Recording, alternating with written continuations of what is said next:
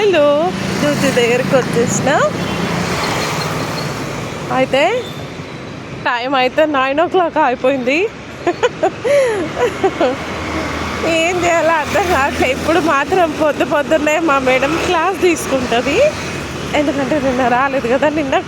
నేను ఎప్పుడైతే రానో అప్పుడే ఫుల్ వర్క్ ఉంటుంది. నాకు కాల్ వస్తుంది, ఫస్ట్ వార్నింగ్ వస్తుంది, తర్వాత రేపు మళ్ళీ వెళ్ళాక తిట్లు అనమాట.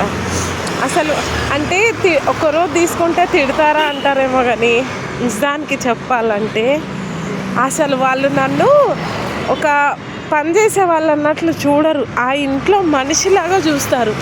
అందుకే నేను ఒక్కరోజు లేకున్నా ఆ ఇల్లు గడవదు. అంత బాగా చూసుకుంటారు. నేను అంత కేర్గా ఉంటాను కాబట్టి అంత అలవాటు అయిపోయింది. ఇన్ని ఇయర్స్ నుంచి చేస్తున్నా కదా.